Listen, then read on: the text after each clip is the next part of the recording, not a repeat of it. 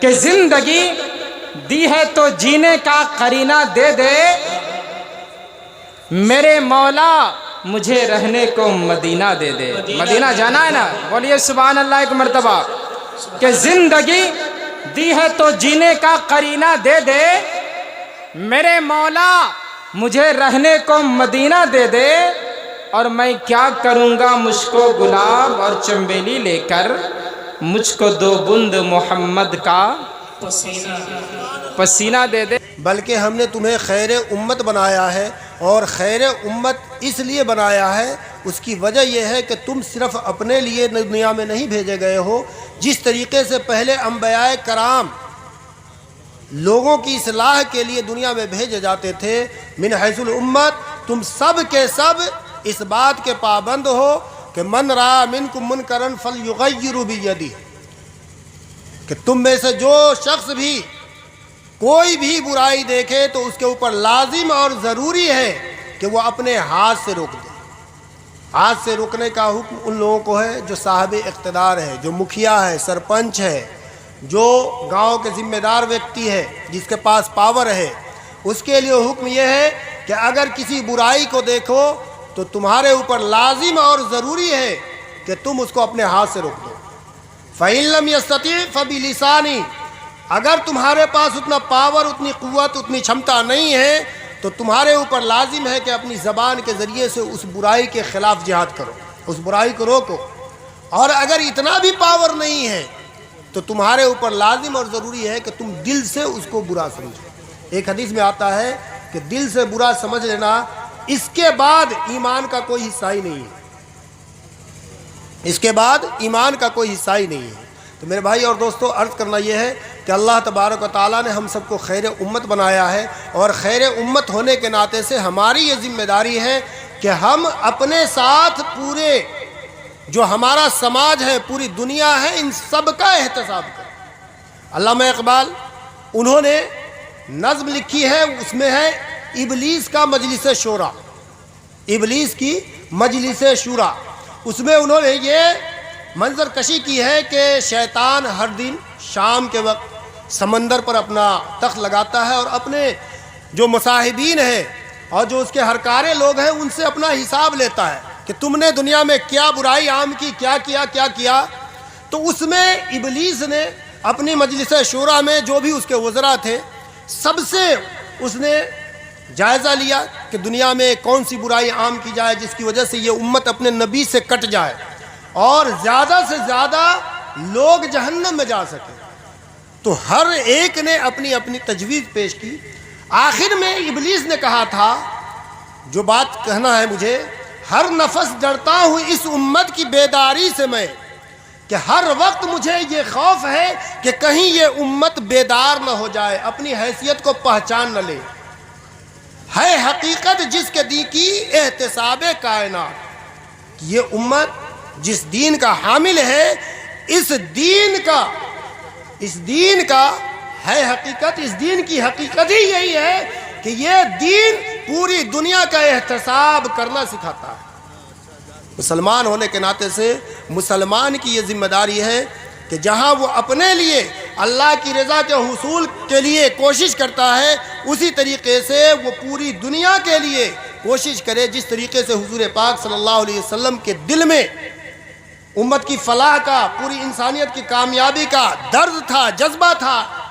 کڑھن تھی، اسی طریقے سے اس امت کی ذمہ داری ہے کہ پوری انسانیت کی بھلائی کی فکر کرے۔ اگر حضور اکرم صلی اللہ علیہ وسلم کے امتی ہونے کے ناطے سے کوئی آدمی اس فریضے کو ادا نہیں کرتا ہے، اس ذمہ داری کو ادا نہیں کرتا ہے، تو سمجھ لیجئے کہ اللہ نے جو لیبل دیا ہے اس کو خیر امت کا، وہ خیر امت کہلانے کا لائق نہیں ہے۔ اس لیے ہمارے اور آپ کے اوپر یہ لازم اور ضروری ہے کہ ہم معاشرے میں بھلائی کا پرچار کریں، نیکی کی دعوت دیں، اور جو بھی برائیاں ہمارے سماج میں نظر آ رہی ہے اس کے خلاف ہم سیسا پلائی ہوئی دیوار کی طرح کھڑے ہو جائیں۔ آج بڑی خوشی ہوئی کہ میجر گنج کی سرزمین پر، جسے اللہ تبارک و تعالیٰ نے علاقہ میں مرکز کی حیثیت عطا فرمایا ہے، کہ ہر جگہ سے لوگ یہاں پہ اکٹھا ہوتے ہیں، یہاں کے علماء کو یہ فکر اور یہ کڑھن دیا کہ کسی طریقے سے ہمارے سماج سے، ہمارے معاشرے سے یہ برائی ختم ہو جائے، اور اس کے لیے بہت بڑی رکاوٹ تھی، جیسے حضرت مولانا ضمیر الدین صاحب نے فرمایا کہ سب سے بڑی فکر یہ تھی کہ یہاں دو مسلک کے ماننے والے ہیں، اگر ہم سختی کرتے ہیں تو ادھر چلا جاتا ہے، ادھر والے سختی کرتے ہیں تو ادھر چلا آتا ہے۔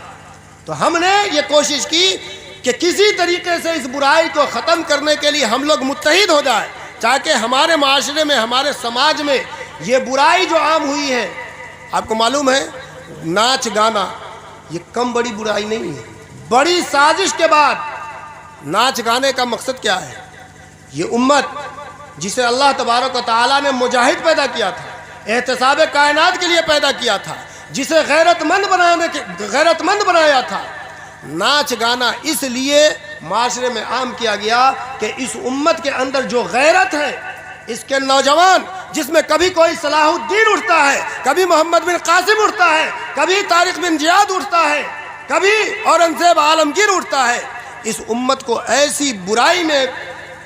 لگا دیا جائے تاکہ اس کے اندر سے وہ غیرت، وہ حیا ختم ہو جائے، تاکہ اس کے سامنے میں اس کی بہن بیٹیوں کی عزت کی نیلامی ہو،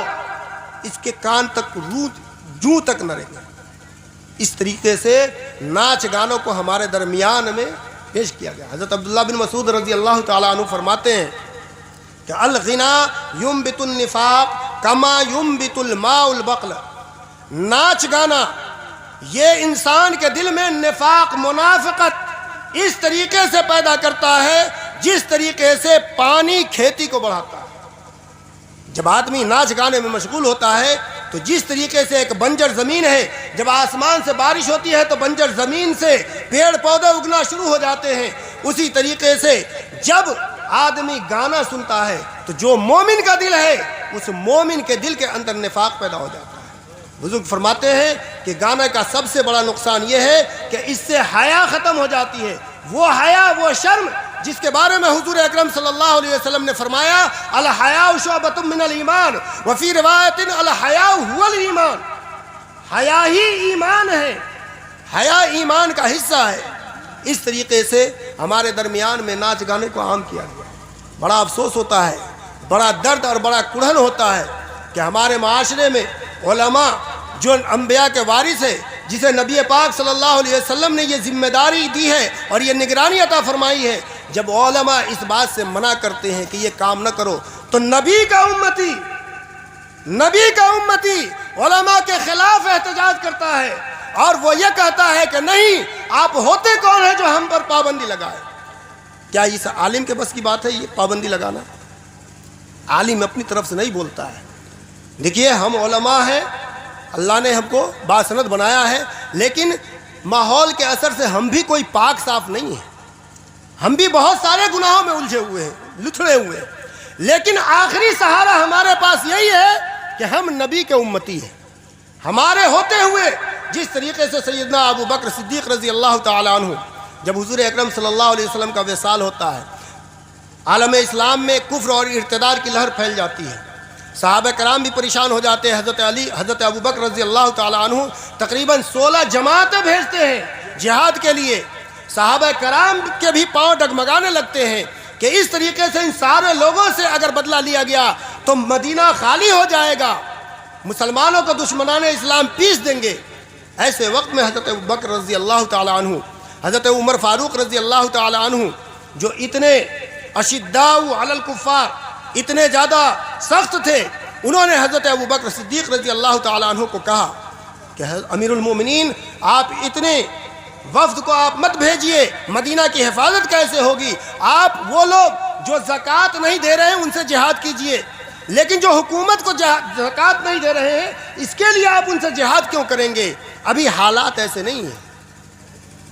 حضرت ابو بکر صدیق رضی اللہ تعالیٰ عنہ نے جو رحماء بینہم، جن کے بارے میں حضور اکرم صلی اللہ علیہ وسلم نے خطاب فرمایا کہ میری امت میں سب سے زیادہ رحیم ہے تو یہ ابو بکر صدیق ہے،